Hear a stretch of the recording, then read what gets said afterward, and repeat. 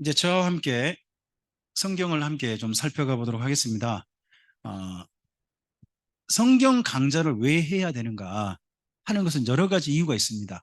근데 오늘 함께 이제 신수 목사님께서 잘 진행해 주셨겠습니다만은, 어, 저는 강좌를 하고 성경을 보고 배우는 이유는 딱 한 가지라고 생각합니다. 그게 뭐냐 그러면 하나님을 사랑하기 위함입니다. 이것만 되면, 이것만 되면 나머지는 부차적인 겁니다. 그러니까 우리가 말씀을 지킨다, 뭐 신앙생활 잘한다 하는 것은 전부 다 여기에 출발한다고 생각합니다. 하나님을 사랑해서 그 다음께 돼야 한다고 봅니다. 그러니까 우리 성경을 배우고 교회 열심히 다니고 예배드리고 하는 모든 것들은 하나님을 사랑하기 위한 도구다 하는 생각을 저는 해야 한다고 생각합니다. 이번은 3박 4일 시간 내셨습니다. 시간 내셔서 저와 함께 이제 성경을 살펴가고 정리하실 텐데, 정리하시는 기간 동안 뭐 까먹어도 괜찮아요. 저도 이제 여러 번 합니다만은 중간중간에 뭐 지명이나 인명이나 내용이 생각 안 나가지고 강사인 제가 스스로 당황해가지고 힘들 때도 있습니다. 저는 성경 50번 이상 강좌를 했지만 저도 까먹고 그러지 않습니까? 그러면 까먹는 거 가지고 걱정할 거 없는 겁니다. 근데 강좌 끝나고 난 다음에 한 가지만 이루어지면 되는 거죠. 하나님을 더 사랑하게 됐다. 이것만 된다면 이번 3박 4일 시간 내신 보람이 있는 겁니다. 그 보람은 꼭 가지셨으면 좋겠습니다. 아, 구약 성경을 말할 때요, 흔히 이렇게 말을 해요. 한번 저를 따라서 해볼까요? 타나크. 처음 들어보시죠? 처음 들어보신 분도 제법 있을 거예요. 타나크라는 말은요, 이스라엘 민족이 구약 성경을 구분하는 세 가지의 첫 단어를 딴 거예요. 타 할 때 타. 티읕이잖아요. 그게 토라예요. 토라, 율법을 가리켜요. 나죠. 나, 이건 네비임. 네비임이라는 단어의 첫 니은이 온 거예요. 그 다음에 크 있죠. 키읔, 이건 케투빔. 여기에 단어를 가져온 거예요. 그럼 저를 한번 따라서 해볼까요? 토라, 네비임, 케투빔. 이 세 가지 단어를 첫 머리글만 따가지고 타나크라고 구약성을 구분하는 거예요. 구분하는데 그 중에서 모세 오경을 토라라고 부릅니다. 토라. 토라는요, 토라는 이스라엘 민족이 가나안 땅에 정착하기 이전 이야기예요. 이전 이야기예요. 그리고 가나안 땅에 정착하는 1차 이야기, 2차 이야기가 있어요. 가나안 땅에 한 번 산 이야기가 첫 번째 산 이야기가 네비임이라고 생각하시면 돼요. 두 번째 산 이야기 있어요. 한 번 떠났다가 70년 동안 딴 데 갔다가 다시 돌아와서 다시 살게 된 이야기를 케투빔 이렇게 생각하면 돼요. 그러니까 이스라엘 민족은 어디를 중심으로, 지리를 중심으로 생각하시면 돼요. 가나안 땅 정착하기 이전 이야기가 뭐라고요? 토라. 토라. 그리고 첫 번째 산 이야기가 뭐라고요? 네비임. 그리고 70년간 떠났다가 다시 돌아와서 살게 된 이야기가요, 케투빔. 이렇게 말해요. 이걸 우리나라 말로 바꿔볼게요. 자, 가나안 땅 정착 이전에 살았던 이야기는 모세오경이라고 합니다. 모세오경. 그리고 1차 가나안 땅에 정착해서 한 이야기를 가리켜서 선지자의 글 이렇게 표현해요. 선지자의 글. 그리고 두 번째 가나안 땅에 와서 한 이야기를 가리켜서 거룩한 문서. 그래서 한자로 바꾸다 보니까 성문서 이렇게 표현을 합니다. 이 세 가지 이야기 중에 첫 번째 반드시 기초가 되는 이야기가 토라입니다. 자, 모든 나무는 위에 열매가 맺히기 위해서 뭐가 필요하죠? 열매가 맺히긴 첫째 나무 잎이 무성해야 되고요. 가지가 좋아야 됩니다. 근데 잎과 가지가 무성하려면 원기둥이 좋아야 되겠죠. 근데 원기둥이 좋으려면 뭐가 좋아야 돼요? 결국은 뿌리가 중요하잖아요. 그러니까 모든 성경의 뿌리는 모세오경인 거예요. 모세오경을 바르게 알아야 나머지 성경도 차근차근 기둥을 만들어가고 가지를 만들어가고 이파리를 만들어가고 꽃을 피우고 열매를 맺는 거예요. 그래서 꼭 기억하셔야 돼요. 성경의 기초는 모세오경이다 하는 걸 기억하시고 읽는 거예요. 모세오경은 5권이잖아요. 근데 그것의 중심이 뭐냐는 거예요. 중심이 뭐라고요? 레이기. 이미 들으신 이야기일 테니까 이 정도 넘어갈게요. 그 중에서 창세기입니다.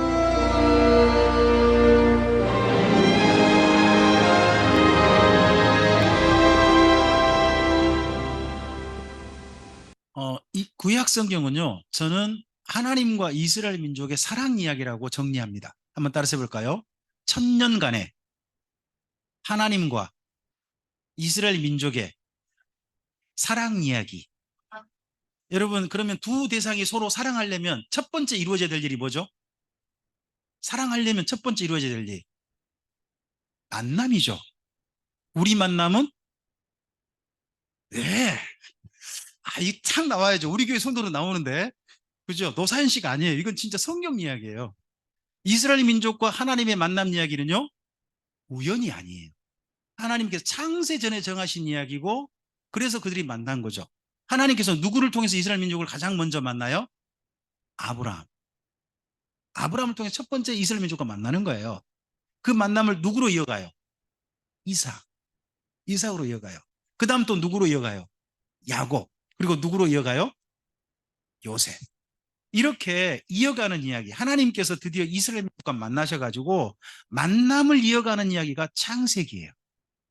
그러니까 만남의 시작이죠. 시작이지 않습니까? 그래서 창세기는 이렇게 정의할 수 있어요. 따라서 해볼까요? 창세기는 시작의 성경이다. 예, 창세기는 모든 시작이 담겨 있어요. 시작. 세상의 시작, 역사의 시작, 이 모든 게 시작 담겨 있습니다. 근데 이스라엘 민족과 관련해서 보면 만남이 시작된 거예요. 사랑하려면 뭐부터 이루어져야 된다? 만남이 이루어져야 된다. 예. 교회 안에서 성도들과 또는 목사님과 하나님 안에서 진실하게 서로 사랑하고 교제하는 사이가 되는 게 참 좋은 거잖아요. 그런 사이가 되기 위해서는 뭐가 먼저 필요하죠? 만남이 필요하죠. 그죠? 이번에 저하고 이렇게 만나셨으니까 한 번 만나고 말 거냐? 아니면 계속 또 한 번 또 만나볼 거냐? 하는 게 결정이 되겠죠. 음, 저는 저에게 다음에 만남을 좀 요청하는 분들이 많았으면 좋겠습니다. 예, 알겠습니다. 그 중에서 하나님이 어떤 분인지 알아야죠. 만날 때는 뭘 소개하죠? 나를 소개하죠. 그렇지 않습니까? 쉽게 말해 미팅이라고 생각해 보시기 바랍니다. 하나님께서 자기를 소개하시는 겁니다. 누구에게요? 이스라엘 민족에게요. 창세기는 가장 기본적으로 첫째 이렇게 생각하셔야 됩니다. 1차 대상, 창세기를 첫 번째 읽어야 할 대상이 누구예요? 이스라엘 민족이 원래. 그러니까 이스라엘 민족에게요, 하나님이 자기가 어떤 분인지 소개하고 있는 거예요. 그 소개하고 있는 이야기가 네 가지입니다. 어, 우리 신유선 목사님께서 맨 처음에 사도행전 말씀을 통해 가지고 바울이 하나님을 믿지 않는 사람들한테 하나님이 어떤 분인지 소개한 내용이 있었잖아요. 그 내용 속에 이게 담겨 있었죠. 창조주 하나님 이야기, 타락한 인간을 사랑하신 하나님 이야기, 그리고 참고 참고 참으시지만 끝까지 참진 않으신다는 거죠. 심판하시는 하나님. 심판하신 후에요, 하나님의 사람들을, 악인들을 흩으시고 대신에 정말 만날 만한 사람을 찾으시는 하나님. 그런 이야기가 창세기 전반부에 있습니다. 그런 하나님과 만남을 가진 누구?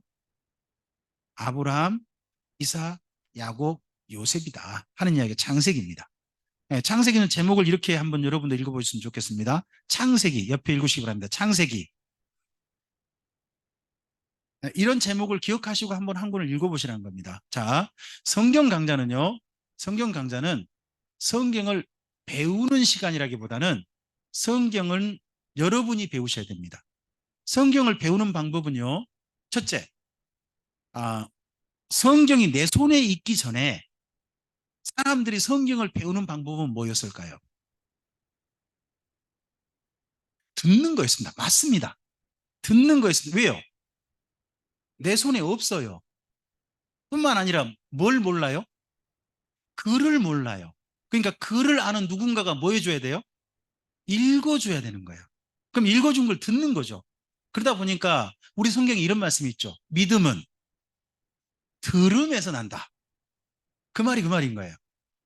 글을 모르니까 전에는 그러했어요. 그래서 전에는 들어야 됐죠. 뭘 들어야 돼요? 성경 내용을 듣는 거예요. 지금은 어떻게 할 수 있으세요? 내가 읽을 수 있죠. 그래서 내가 읽음으로 믿음이 생기는 거거든요. 그러면 강자는 왜 해드릴까요? 읽을 준비를 해드리는 거예요. 이렇게 읽어보세요라고 하는 준비를 해드리는 거예요. 강좌는 성경을 배우는 시간이 아니고요. 성경은 여러분이 배우시는 거예요. 배우는 방법이 뭐라고요? 읽는 거라니까요. 성경 읽는 시간이 어떤 시간이라고요? 성경을 내가 배우는 시간이에요. 그렇게 여러분이 잘 배울 수 있도록 제가 뭐 해드리는 거예요? 사전 안내를 좀 해드리는 거예요. 이렇게 읽어보세요 하는 것들 약간 해드리는 거지. 저를 통해 성경 다 읽으시다 그러면 그분은 빵점. 이제 출발해, 출발. 시작을 할 수 있도록 도와드리는 거예요. 네. 창세기는 그래서요. 하나님 이야기는 네 가지 하나님으로 기억하시는 게 좋겠죠. 한번 따라서 해볼까요? 창조주 하나님, 죄인을 사랑하신 하나님, 홍수 심판하신 하나님, 흩으시고 찾으시는 하나님. 여기가 창세기 1장부터 11장까지 이야기입니다. 1장부터 11장까지 이야기인데 그 가운데 몇 가지 중요한 내용들은 밑에다가 글을 좀 써놨어요. 제가 제목을 읽어드릴 테니까 밑에를 좀 읽어주실래요? 창조주 하나님. 이게 뭔 내용인지 조금 이따 좀 설명드릴게요. 죄인을 사랑하신 하나님. 네. 홍수 심판하신 하나님. 네. 흩으시고 찾으시는 하나님. 택자가 누군가요? 여자분? 영자, 알자, 택자? 아니고 택한 자. 네, 그런 하나님이죠. 네. 그리고 하나님의 사람들의 이야기입니다. 아브라함은 몇 살까지 살아요? 몇 살 때 부름받죠? 75세. 그래서 그러면 아브라함이 하나님과 동행한 시간은 100년이에요. 100년 해로 하신 분이 누구? 그분이 아브라함이죠. 그다음에 이삭은요? 180세를 살아요. 아버지보다 몇 살 더? 5살 더 살아요. 이유가 뭘까요?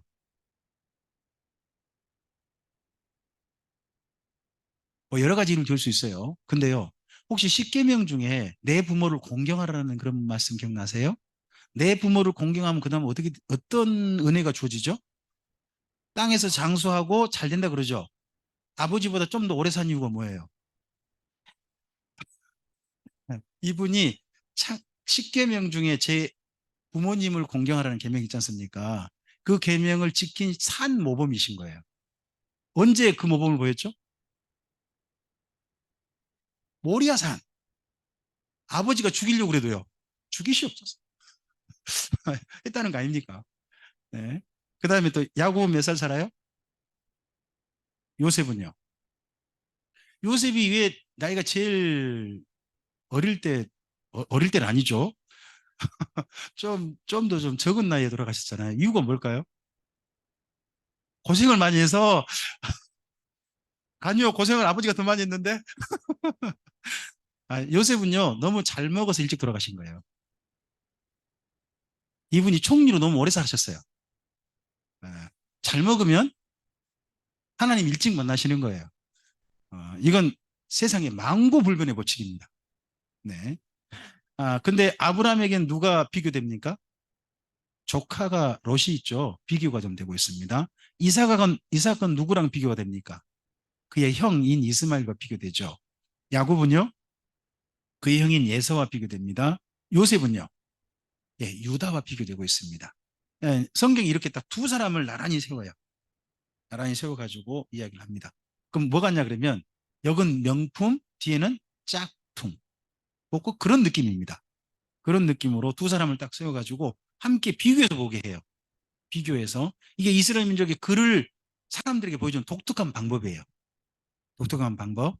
이런 방법을 가르쳐서 조금 우리에게 익숙하지 않은 말입니다만은 제가 나중에 쓰는 말이니까 한번 기억하시는 게 좋을 것 같아요. 따라서 해볼까요? 키아즘. 네, 키아즘이라는 단어를 써요. 이건 신학 용어거든요. 신학 용어인데 비교, 대조하는 문장 형식, 글 구성 방법을 가리켜서 그걸 가리켜서 키아즘이라고 해요. 이스라엘 민족은 그런 방법을 자주 써요. 좋습니다. 예. 뭐, 이 사람들은 우리가 잘 아는 사람들이니까 이 정도만 소개하고 어느 정도 넘어가죠. 자, 먼저, 가장 먼저 우리가 보실 게 어디입니까? 창세기 1장입니다. 창세기 1장 1절은 읽으셔야 합니다. 성경을 펴세요.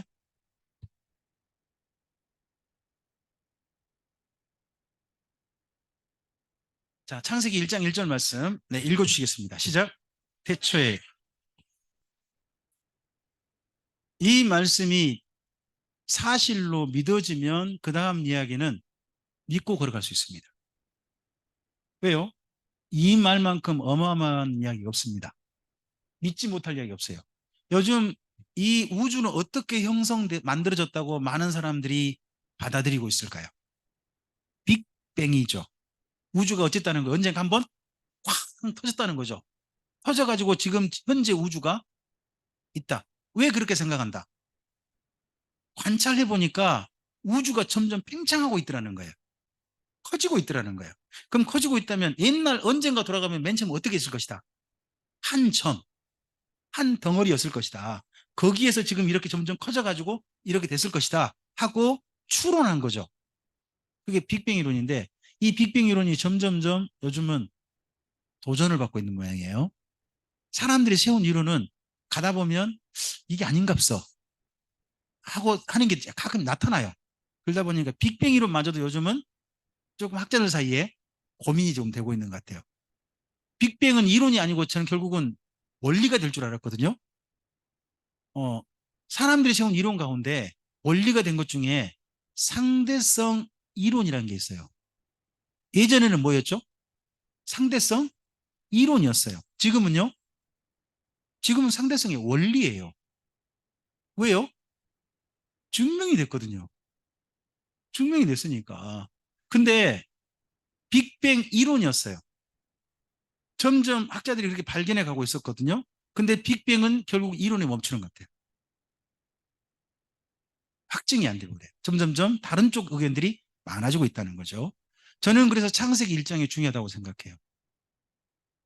우주의 기원, 우주가 어떻게 형성되느냐 하는 이야기에 있어서 성경은 이렇게 말씀하고 있는 거예요. 자, 하나님께서요, 태초에 모든 시작의 근원에 하늘들과 땅 하나를 창조하셨다는 거예요. 자, 잘 기억하세요. 하늘은 뭐예요? 복수예요. 하늘들이에요. 땅은 몇 개라고요? 하나예요. 자, 2절을 읽어주세요. 2절 읽어봐 주세요.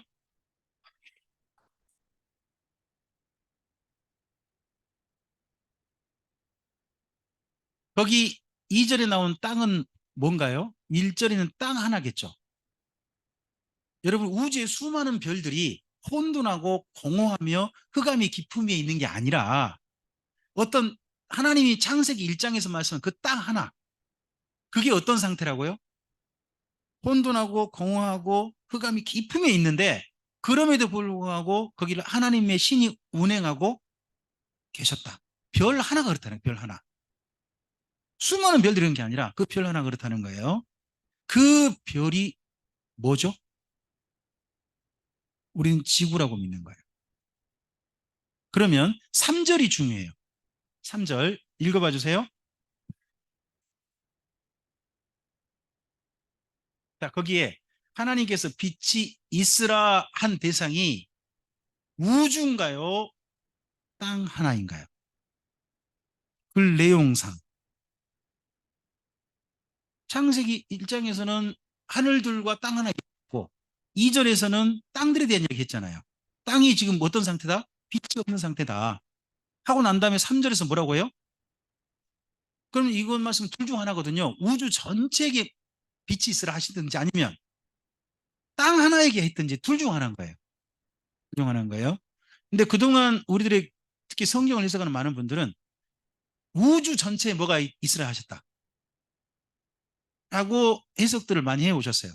저는 근데 이 내용을 요한복음 1장과 함께 연결해 읽으면서 좀 다른 쪽의 해석도 가능하겠다는 생각을 가지게 된 거예요. 여기 창세기 1장을 보시면 지구에게죠. 지구가 어떤 상태였어요? 흑암과 혼돈이었고 근데 거기 누가 운행하고 계셨어요? 하나님의 신인 성령님이 운행하고 계셨죠. 그래서 거기에 뭐라고 하셔요? 빛이 있으나 하시면서 그 다음 이어진 말씀이 뭐예요? 4절, 5절 읽어보세요. 빛과 어둠을 나누사 하나님이 빛을 낮이라 부르시고 어둠을 밤이라 부르시니라. 저녁이 되고 아침이 되니 이는 거기 4절, 5절이 우주 전체 현상인가요? 지구에 한정된 현상인가요? 아무리 봐도 지구에 한정된 현상이거든요. 그러면 빛이 있으라는 대상도 누구에게만? 지구에게만 대상으로 좀 놓고 봐야 한다고 봐요. 빛이 있으라. 근데 여기를 빛이 있으라가 두 가지일 수 있어요. 밖에서 빛이 비칠 수 있죠. 빛이 비출 수 있잖아요.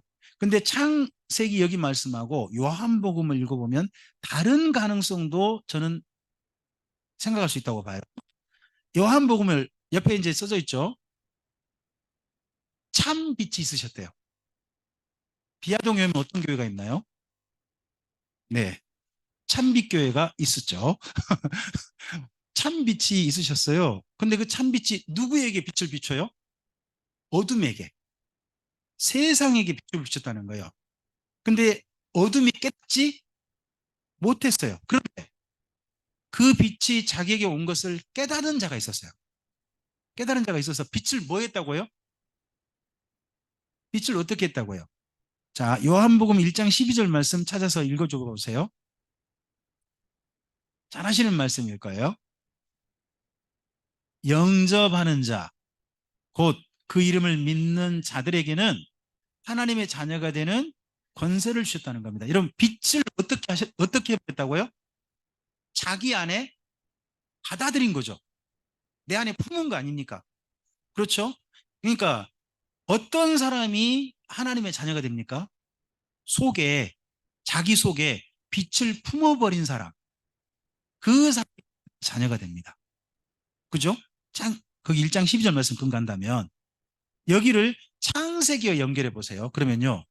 지구에게 빛이 있으라 할 때는 두 가지 가능성이 있거든요. 밖에서 비치는 것도 있지만 지구가 빛을 뭐 해버릴 수도 있어요? 속에 품어버릴 수도 있는 거예요. 지구가 빛을 품었다는 것을 요즘 과학의 이야기로 한번 해보세요. 그게 뭐예요? 지구 핵이겠죠. 지구 핵의 온도가 몇 도예요? 6,000도씩이네요. 지구가 그 빛을 속에 품어버리면서 지구에게 어떤 현상이 생기나요? 자기장이 생기고요. 그 지구가 자전을 하게 되죠. 그러면서 지구가 뭐가 생겨요? 낮과 밤. 저는 그래서 창세기 1장의 첫 번째 부분이 지구가 속에 그 내일을 적당하게 하나님 품게 하심으로 말미암아 자기장이 형성되고 대기권이 형성되는 첫 출발하게 하심으로 말미암아 지구가 다른 별과 다른 생명을 품을 수 있는 시작이 주어진 첫째 날이 이루어졌다고 저는 생각을 가지고 있어요. 그런 생각을 가지게 된 근거가 요한복음이에요. 자, 둘 다 비교를 해보시면요. 그럼 여기까지 한번 비교 한번 해볼까요? 지구가요, 속에 빛을 품어서 지구가 낮과 밤이 형성되니까 지구의 하루가 시작된 거예요. 지구의 하루가. 그리고 사람이요, 참빛이신 예수님을 품어버리면 뭐가 시작되는 거예요? 예수님 안에서 영생의, 요즘 젊은이들 말로 일일이 시작되는 거예요. 일일. 너와 나의 만남에 어떤 날이 있다고요? 오늘이 너와 나의 먼 날이라고요. 오늘이 일일이야. 너무 좋아하지 마. 그런 날이 꼭 있길 바라는데, 진짜 이 일일이 드디어 형성, 누구랑 누구 사이에? 예수님과, 예수님을 영접한 그 사람 사이에 일일이 시작되는 거죠. 우리가 그런 일일이 시작돼서 여기까지 이른 거 아니겠습니까? 그러죠? 저는 그래서 창세기 1장을, 여기를, 1장을 예수님과 연결해서 이해한 내용이 요한복음 1장이라 생각해서 두 내용을 함께 보시면 어떨까? 뭐 여기에 우주적 현상, 과학적 현상, 저는 그건 말씀드릴 수 없어요. 전 그쪽은 전문가가 아니거든요. 전문가는 아니지만 성경 읽어보니까 창세기 1장의 구조와 요한복음 1장에서 예수님과 어떤 사람의 만남의 이야기 있잖아요. 이거 이야기가 서로 같은 구조더라는 거예요. 공감이 있더라는 거예요. 이제 그런 부분으로 저는 이해를 해서 여러분께 말씀을 드립니다. 그러할 때 창세기 다시 돌아가 볼까요? 1장 28절 있죠.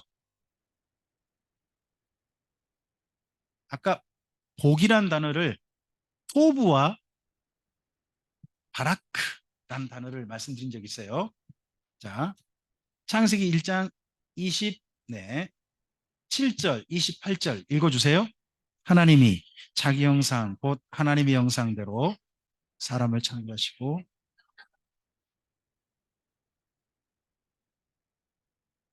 하나님이 그들에게 이르시되 생육하고 번성하여 땅에 충만하라.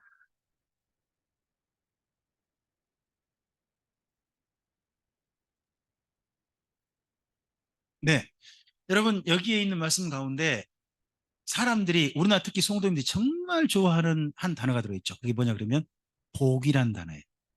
하나님께서 뭘 주셨다고요? 여러분 그럼 성도는 복을 받아야 돼요, 안 받아야 돼요? 복을 주신다는데 하나님 주는 안 받으면 쓰겠어요? 그죠? 우리 옆에 계신 분한테 한번 좀 말씀합시다. 하나님이 주시는 복 잘 받으시기 바랍니다. 아, 그죠? 예, 그러니까 복 받으시기 바랍니다.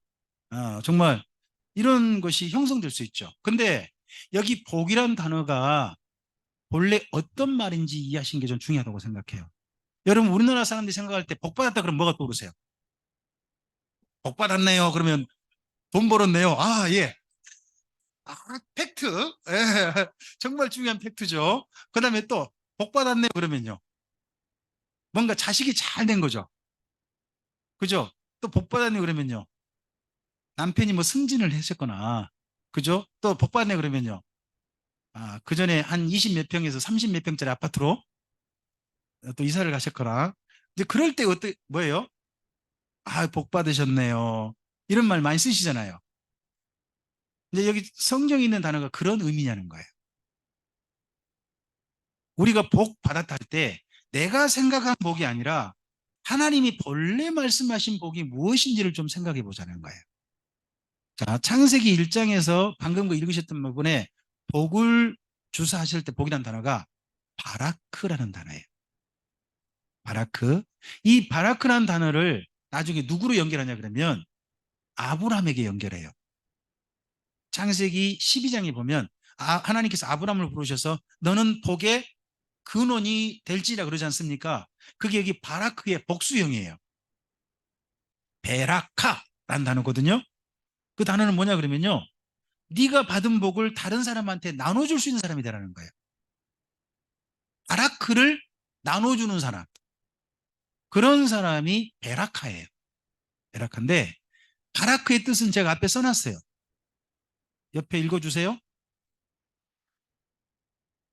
뭐가 복이에요? 생육하면서 뭐 하는 거예요?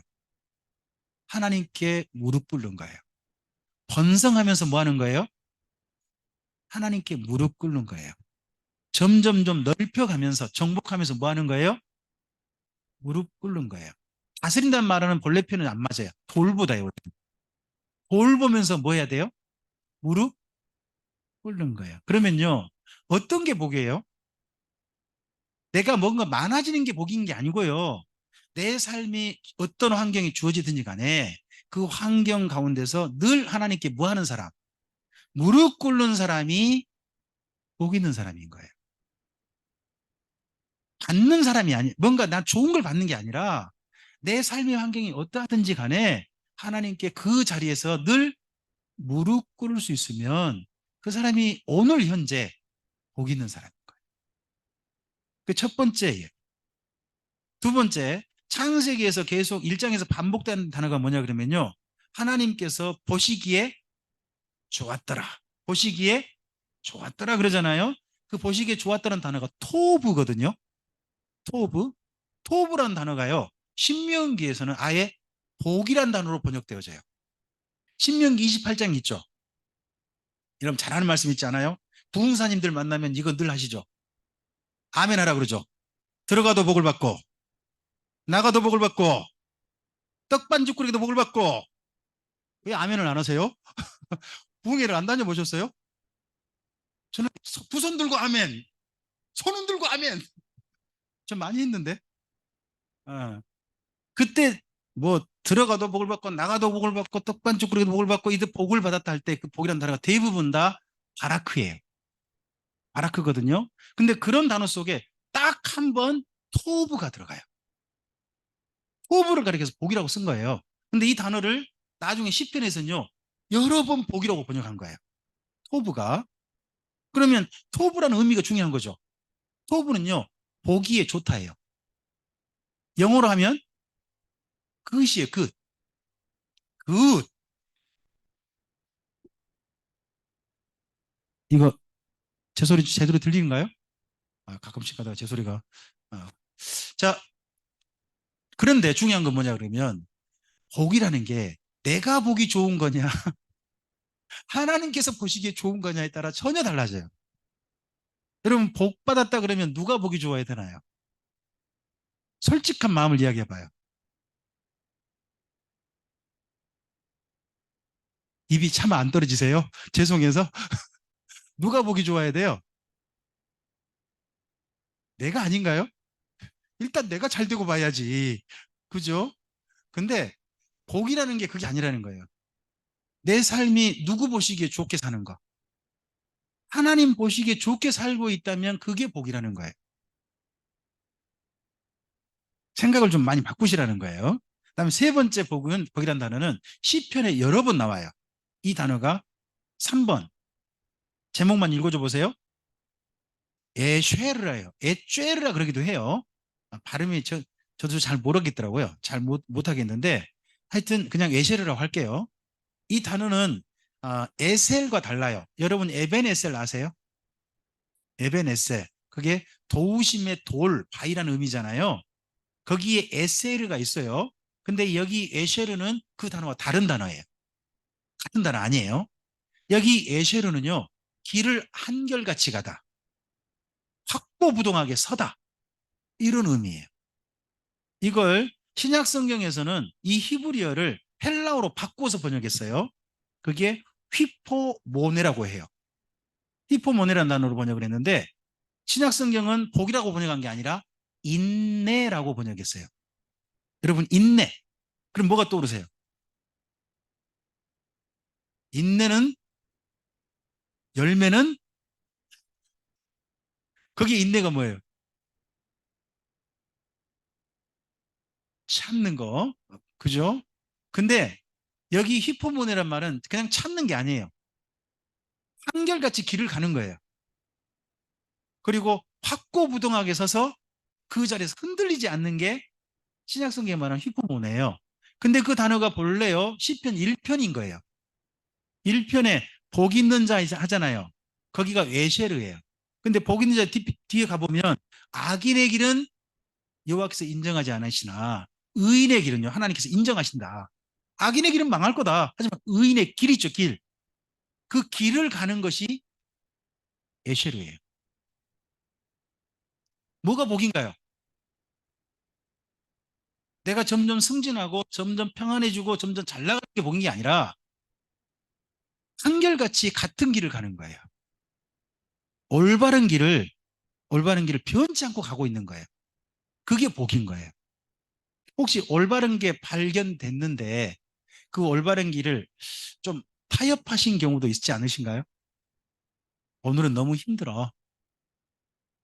다음에 오늘은 그냥 이렇게 살고 다음에 하지 뭐. 뭐 술, 담배 해보신 분들 많이 경험하지 않으셨나요? 담배 안 하는 게 좋지. 술 안 하는 게 좋지. 하지만 오늘은 어떻게 하고 오늘은 한 대 피고 오늘은 한 잔 먹고 내일부터 네, 내일부터란 말이 마귀가 주는 가장 엄청난 유혹이라고 하죠. 오늘부터 하는 거. 근데 에쉐르는요. 지금 하는 거예요. 변치 않고 지금 계속해 가는 거예요. 자, 복이란 단어를 색을 구약 히브리 나타나는 복이란 단어를 보면요. 우리가 생각하는 복이 아니에요. 우리가 설날마다 예? 새해 복 할 때 그 복은 뭐예요? 아, 설날에 복 받으러 할 때는 그 복이 뭐예요? 뭐 올해 잘 되고, 그죠? 뭐 그런 거 아닙니까? 근데 성경이 말한 복은 전혀 딴판이라는 거예요. 그럼 우리가 어떤 복의 길을 가야 되나요? 사람들이 생각하는 복의 길이 있어요. 근데 성경이 제시하는 복의 길이 있어요. 그럼 우리가 어떤 길을 가야 되죠? 이게 우리가 성경을 배우는 거예요. 어디가 올바른지 보인다면 그 길을 가고자 하는 마음을 담는 것, 그게 배우는 거예요. 성경을 배우는 거죠. 그리고 이러한 하나님께서 사랑할 사람들을 창조하셨지만 사람들이 죄를 범하죠. 타락하지 않습니까? 타락은 쉽게 말하면 하나님을 믿는 게 아니라 사탄을 믿은 겁니다. 하나님은 뭐라고 하셨죠? 선악을 알게 하는 열매에 대해서 어떻게 말씀하셨어요? 첫 번째 하신 부탁이 뭐예요? 명령이 먹지 말라. 예뱀 사탄은 와서 뭐라고 해주나요? 먹어라. 하나님께서 먹지 말란 이유가 뭡니까? 정령 죽으리라. 사탄이 먹으란 이유는 뭡니까? 내 눈이 밝아. 내가 누구같이 되어지고. 자, 사람은 이전에 죽음에 대해서 경험한 적이 있을까요? 없을까요? 없습니다. 우리가요, 이게 경험하지 못한 세계에 대해서는 결국 어떻게 되냐? 믿음이 필요한 거예요. 천국 있어요? 없어요? 지옥 있어요? 없어요? 있어요? 없어요는 건 우리 속에 있는 믿음이에요. 왜요? 아직 가보지 않은 세계니까. 미지의 세계니까. 거기에 대한 믿음이 필요한 거잖아요. 그런 것처럼 아담과 하와에게는 경험되지 않은 몇 가지가 있어요. 아담과 하와에게 없는 게 있다고 그러죠. 배꼽이 없다 그러죠. 태어난 게 아니잖아요. 자궁에서 태어났으면 뭐가 있어요? 뭐 어떤 분은 그러더라고요. 하나님이 그러고 다 그렇게 지어놓고 난 다음에 배꼽이 있으라 짠 이렇게 했을 가능성도 있다라고 하는데 저는 아담과 하와는 배꼽이 없다고 생각해요. 그들은 태어난 게 아니니까. 태어난 게 아니면요. 아담과 하와는 뭐가 없을까요? 부모로부터 양육받은 경험이 없어요. 부모로부터. 그들이 첫 사람이니까. 그죠? 그리고 또 아직은 그대로 산 사람이 된 거예요. 살아있는 사람. 그리고 죽음은 몰라요. 죽은 게 아무것도 없어요. 에덴 동산에. 죽는다는 게 어떤 건지 모르는 거예요. 근데 하나님은 뭐라고 말씀하셨어요? 죽는다. 근데 사탄은요. 죽는 거 아니야. 네가 누구처럼 돼. 그러면 두 가지 미지의 세계에 대해서는요. 두 가지 제시길이 있거든요. 먹으라와 먹지 마라. 했을 때 그걸 받아들이는데 뭐가 필요해요? 먹든지 안 먹든지 믿음이 필요한 거예요. 누구에 대한 믿음? 하나님을 믿을 거냐? 사탄을 믿을 거냐의 문제라는 거예요. 선악을 알게 한 열매는요. 단순히 먹고 안 먹고의 문제가 아니에요. 하나님을 믿을 거냐? 사탄을 믿을 거냐의 문제인 거예요. 근데 사람은 누구를 믿어버린 거예요? 사탄을 믿은 거예요. 그러면 이런 사람은요, 결국 하나님을 떠나게 되는 거죠.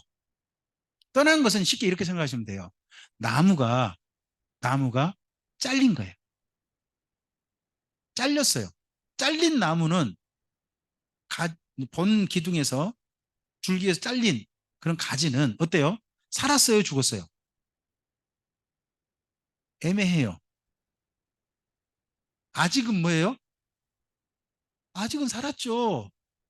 살아있죠. 근데 잘렸잖아요. 그럼 어떻게 될까요? 점점 죽죠. 그래서 인간은 태어나자마자 쉽게 말하면 죽어가는 거예요. 이렇게 말할 수도 있잖아요. 인간은 마치 잘린 거예요. 이걸 보고 뭐라고 하냐 그러면 성경은 이렇게 말하는 거예요. 이걸 관계가 끊겼다고 하는 거예요. 생명의 원 기둥이 누구시죠? 하나님이세요. 그 하나님으로부터 인간이 끊긴 거예요. 잘려버린 거예요. 그럼 인간은 살아있으나 죽는 상태가 되는 거죠. 이게 죄인이에요. 그러면 사람이 살 수 있는 방법이 뭘까요? 이 잘린 가지가 살 수 있는 방법. 접붙이는 거죠. 다시 접붙이는 거죠. 접붙임만이 살 수 있는 거고 아니면 땅에다 뿌리를 내리든지 그 방법밖에 없어요. 그래야 자기 생명을 이어갈 수 있는 거거든요. 예. 우리의 땅이 되신 분이 누군가요? 우리의 원 기둥이 되신 분이 누군가요? 근데 하나님인데 하나님이 직접 기둥이 되시지 못하시고 직접 땅이 되지 못하시니까 땅이 될 수 있는 분, 우리의 원 줄기가 될 수 있는 분 한 분이 직접 오신 거죠. 그래서 예수님이 뭐라고 하세요? 나는 포도나무요. 너희는 뭐라고요? 가지니. 가지가 이 줄기에 뭐 하면? 붙으면. 이 잘린 가지가 붙으면 뭐 한다는 거예요? 산다는 거예요. 산다는 거예요. 이게 생명의 원리고 죄인이 살아날 수 있는 방법인 거예요. 근데 그 방법이 뭐냐? 제사예요. 구약 성경에서 늘 하나님과 만날 수 있는 방법으로 제시된 게 제사입니다. 그리고 그때 저주를 받을 때, 사람이 저주를 받을 때, 사람이 저주를 받지 않았어요. 누가 저주를 받아요? 땅과 짐승들이 저주를 받아요. 그리고 하나님은 사람에게 겨우 나뭇잎으로 가린 그들을 뭘로? 가죽옷으로 입혀주셔서 그들의 처지를 이해해 주시죠. 부끄러움을 영원히 가릴 수 있는 준비를 해 주시죠. 그리고 동산을 추방한 이유도 사실은요, 그들을 다시 만날 기회를 갖고자 함입니다. 죄인인 상태에서 선악과를 열매를 먹어버리고 죄인인 상태에서 생명나무 열매를 먹으면 어떻게 될까요? 죄인인 상태에서 영원히 살겠죠. 죄인인 상태에서 영원히 사는 곳이라면요. 지옥이죠. 그럼 하나님께서 에덴 동산 쫓아내신 이유가요. 너는 지옥에 가지 말라는 거죠. 지옥에 보내고 싶지 않으시다는 거죠. 그러니까 하나님께서 하신 일들 중에요. 사람들이 하신 일 중에 사랑이 아닌 일이 없대요. 겉의 모양은 어떻게 보여도 불행하게 보이고 안 좋게 보여도 전부 다 그 모든 것들이 누구를 사랑하셔서 사람을 사랑하셔서 하신 일들이었다는 거죠. 어? 그러면서요. 그렇게 떠난 사람들에게 그다음 생명을 이어가게 해주죠. 자녀들의. 근데 이어주면서 뭐 하게 해요? 하나님과 만날 수 있는 기회를 방법을 제시해 주세요. 그게 뭐라고요? 제사. 구약 성경의 제사예요. 근데 제사는요. 뭐가 해야 되냐? 죄를 해결해야 돼요. 하나님과 만나고 싶어도 뭐가 해결되지 않으면 죄라는 것이 해결되지 않으면 이게 안 되는 거예요. 쉽게 이렇게 생각해 보세요. 여러분 잘린 가지가 있어요. 그 가지를 접붙이거나 땅에 또는 묻거나 할 때 그대로 묻어요. 일부 자르고 묻어요. 짤 잘린 가지 중에 일부 끝을 잘라서 그리고 난 다음에 접붙이거나 땅에 묻지 않나요? 이유가 뭐예요? 밑에만큼 물 빨아들인 거기가 말라버린 거잖아요. 그러면 자르고 그래서 붙이는 거 아니에요. 그죠? 쉽게 하면 거기가 뭐예요? 죄의 간격이라고 생각하시면 돼요. 하나님 안에 우리 그대로 붙이면 안 되는 거죠. 잘리고 난 다음에 붙여야 될 거 아니에요. 그 자르는 부분이 죄 해결이라고 생각하시면 돼요. 근데 죄 해결을 하는 방법이 뭐예요? 원래 하나님께서 먹으면 뭐 한다고 했죠? 그럼 죄 해결의 가장 확실한 방법이 뭐예요?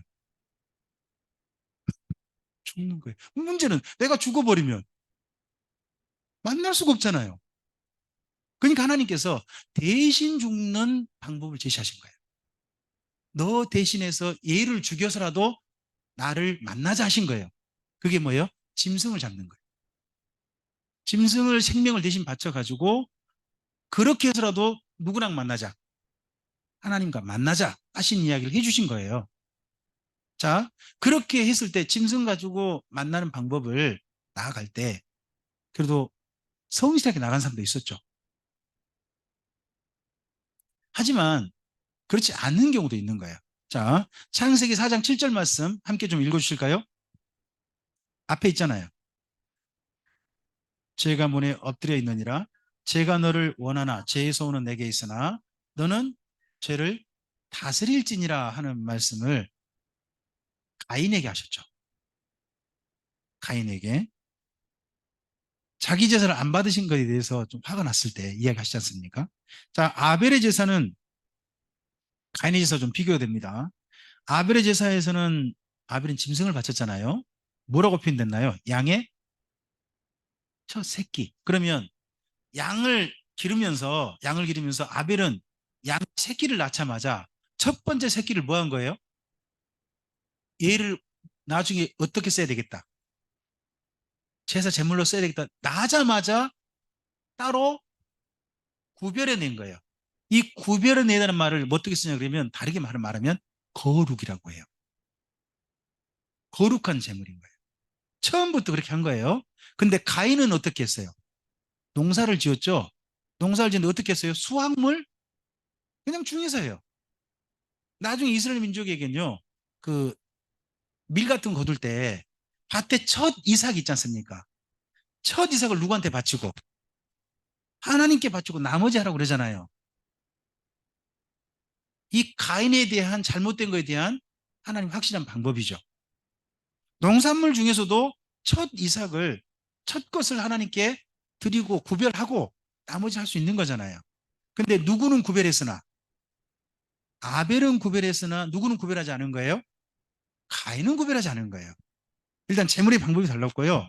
그리고 여기 4장 7절 말씀에 근거한다면 두 사람은 뭐 또 다른 게 있어요. 그게 뭐냐? 아벨은 뭘 가지고 하나님 앞에 나간 거예요? 선을 행함으로 나간 거예요. 그런데 가인은요? 선을 행하지 않고 나왔다는 거예요. 그러면 여쭤보겠습니다. 요즘 제사 대신에 우리가 드리는 게 뭐죠? 예배입니다. 제사와 예배의 차이점이 뭐예요? 제물이냐 없냐예요. 구약의 제사는 뭘 바치죠? 제물을 바쳐요. 우리는요? 제물 안 바칩니다. 예물을 바치는 거예요, 그냥. 예물을 바치지 제물은 안 바쳐요. 제물이 마지막 제물이 누가 되셨죠? 예수님이 되셨죠. 그러니까 다시 우리가 제물을 바치지 않습니다. 그래서 제물과 뭐 제사와 예배는 확실히 달라요. 근데 우리가 예배로 나갈 때 제사 때와 똑같은 게 있어요. 지난 한 주간 어떤 걸 가지고 나가셔야 돼요? 선을 행함을 가지고 나오셔야 되는 거예요.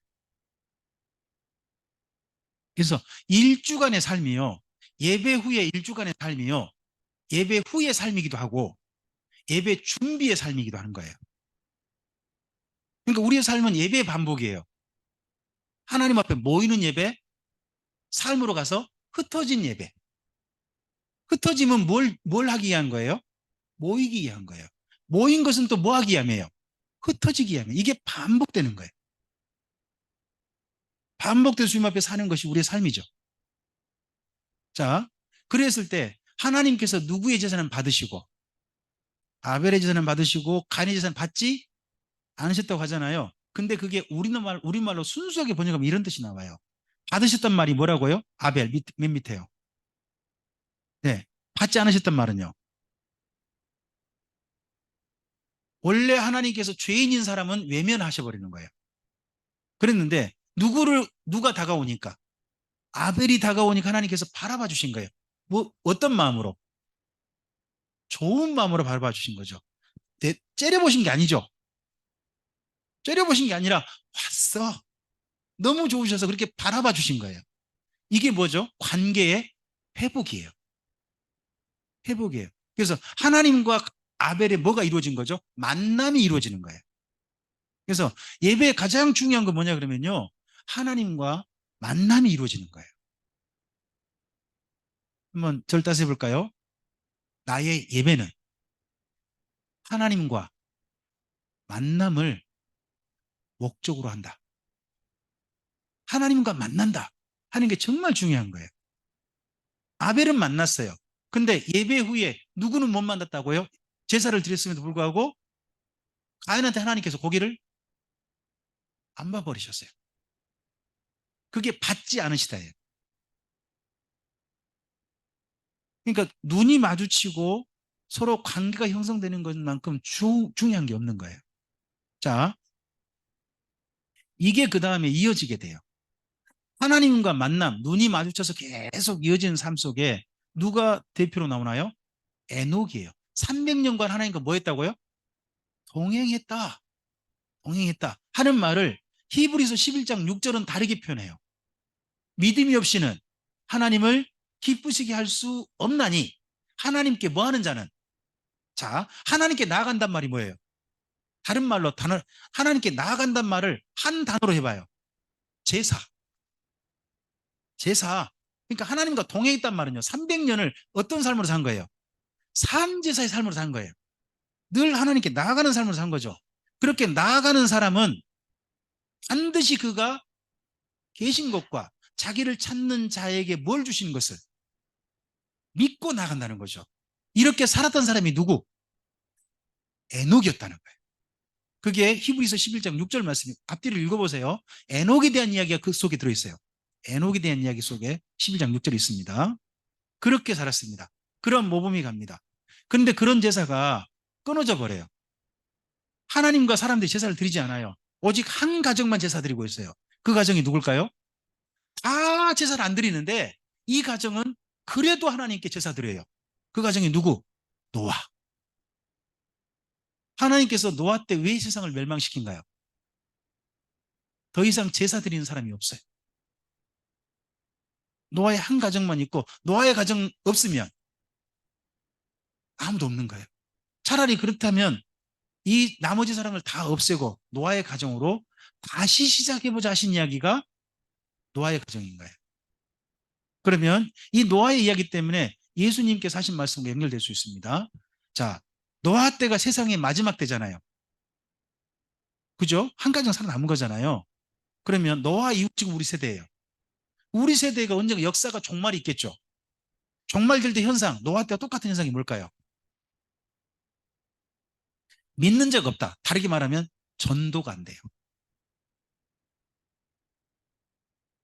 세상에 더 이상 믿는 자가 늘지 않아요. 그럼 하나님이 세상을 역사를 진행시킬 이유가 어느 때처럼? 노아 때처럼. 그래서 예수님의 재림 때는 노아 때와 그리고 소돔과 고모라 때 그때와 같다는 말씀이 그래서 있는 거예요.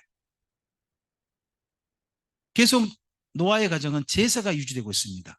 그리고 그 노아의 제사를 이어받은 사람이 누굽니까? 아브라함. 아브라함 아닙니까? 그 아브라함의 제사가 누구까지 이어집니까? 야곱입니다. 잘 보시면요. 여러분 요셉이 제사 드린 내용이 있습니까? 없습니까? 잘 읽어보십시오. 창세기에 요셉이 제사 드린 내용이 한 번도 없습니다. 하나님의 뜻대로 살았습니다. 근데 제사 드리는 건 누구까지만 이어집니까? 야곱. 그러다 보니까 아브라함 하나님, 이삭의 하나님, 야곱의 하나님입니다. 왜요? 만나주신 거거든요. 그런데 그게 신약 성경 보면 예수님의 표현이 독특합니다. 지금 아브라함의 하나님, 지금 이삭의 하나님, 지금 야곱의 하나님이란 겁니다. 그럼 지금 하나님 누구를 만나고 계신다? 아브라함을 만나고 계시고 지금 누구를 만나고 계시고 이삭을 만나고 계시고 지금 누구를 만나고 계신다? 야곱을 만나고 계신다. 그럼 야곱과 이삭, 아브라함은 옛날 죽었잖아요. 근데 지금 만나고 계신다 시가 예수님 때거든요. 그러면 아브라함, 이삭, 야곱이 예수님 때 살아있다는 이야기예요? 죽었다는 이야기예요? 살아있다. 그러니까 부활의 하나님이다 하는 이야기로 이어지는 거예요. 제사의 부분이 정말 그래서 중요한 겁니다. 그렇다면 이 제사가 지금 현재 우리에게 뭐라고요? 예배입니다. 우리가 주일 예배를요 소중히 해야 될 이유가 이런 데 있는 겁니다. 누구랑 만남이라고요? 하나님과의 만남. 그리고 평소 삶 속에서 날마다 날마다 우리에게 뭐가 계속 이어져야 됩니까? 하나님과의 만남이 이어져야죠. 이 만남으로 한 100년 가볼까요? 100년 안 사실 생각인가 봅니다. 아, 그 정도요? 그 정도 마음은 없으신 겁니까? 그럼 한 300년 가볼까요? 300년 가신 분이 누구? 에노. 100년 가신 분이 누구였죠? 아브라함 아니었습니까? 네. 100년 해로를 꼭 아내와 남편만 하지 마시고 하나님과도 100년 해로 한번 해보시기 바랍니다. 아, 멋지지 않겠습니까? 우리 옆에 계신 성도님들에게 한번 그렇게 서로에게 축복 한번 해보시죠. 하나님과 백년해로 해보시기 바랍니다. 예, 감사합니다. 자, 여기가요, 부엘세바예요. 이 부엘세바가요, 아브라함과 그리고 이삭, 그들이 하나님과 만났던 장소죠.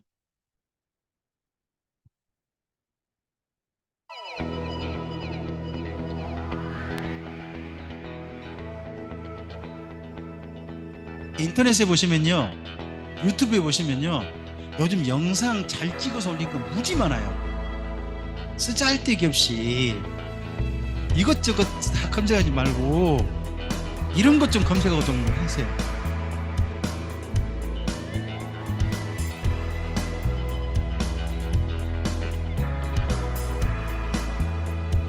자, 이런 유적지의 특징을 보시면요, 한결같이 보여요. 그게 뭐냐, 언덕 위에 있어요. 저 아래에 있지 않아요. 다 보시면 위에가 다 유적지가 있어요. 그래서 신약 성경 이런 말씀이 나와요. 산 위에 있는 마을. 이스라엘 민족의 모든 마을은요, 저 밑에 있지 않아요. 어디에 있다고요? 산 위에 있는 마을이 너희 빛을 가리지 못할 것이다. 이런 표현 쓰죠. 실제 가보시면 그래요. 실제 가보시면 우리와 달라요. 우리 지역과 다릅니다. 그쪽 좀 산 위에 형성되어 있습니다. 네. 조금만 더 볼까요?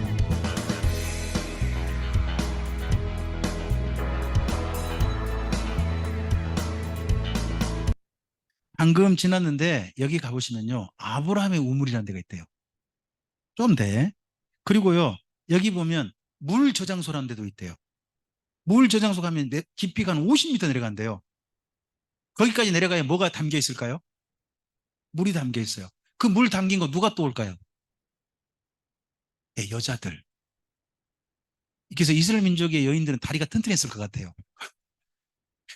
근데 거기까지 물을 뚫어 내려갔는데 이게 이스라엘 민족만 아니고요. 이제 고대 군동 이쪽은 다 그러거든요. 하란에도 이래요. 비슷해요. 하란에도 그래서요. 한 그 여인이 저녁 때 물길로 나왔다가 한 웬 나그네가 와가지고 물 좀 달라고 하니까 너무 형편이 안 좋아 보이는 거예요. 그러니까 잠깐만 기다리세요. 이 물 드시고요. 제가 낙타한테도 물 다 떠드릴게요. 처녀 아가씨가 그렇게 하는 거예요. 그 아가씨가 몇 미터 내려갔다 온 거예요? 누구한테 물을 주는 거예요, 또 그걸?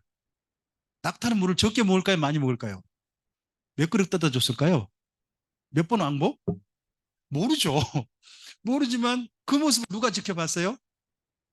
다메섹 사람 엘리에셀이라는 사람이 그걸 지켜보다가 야, 저 처녀 그 보기에 좋았더라. 저, 우리 주인님 아들의 며느리 딱 해가지고 알아보죠. 그 호적을 좀 파보니까 뭐예요? 마침 또 자기 또 주인 어른의 같은 친족집이라. 아, 잘 됐다. 해가지고 저랑 같이 가시지요. 갔다 온 여인이 리브가 아닙니까? 그 리브가 또 이런 물 저장소. 저는 우물이라 그러니까 우리나라 생각했거든요. 옛날 우물가에 가면 우리나라는 뭐가 있죠? 물에박 또는 뭐가 있죠? 물 펌프 이거 있었잖아요. 이 사람이 그거 전혀 없어요. 전혀 없습니다. 그러니까 실제 물 깊이 들어가든지 그렇게 저 밑에 가서 가져오는 그래야 되거든요. 대부분 다. 그러니까 그런 쪽 문화 좀 이해하시면 좀 생각해 볼 만한 거 있습니다. 자, 이제 우리 출애굽기를 넘어가도록 하겠습니다. 창세기가 끝났거든요. 시작을 했기 때문에 시작하면 어디까지 온 겁니까? 시작했으면 어디까지 온 거예요? 안 왔죠. 그러니까 쉬어야죠. 잠깐 쉬죠. 10분 쉬겠습니다. 창문 좀 열어주세요.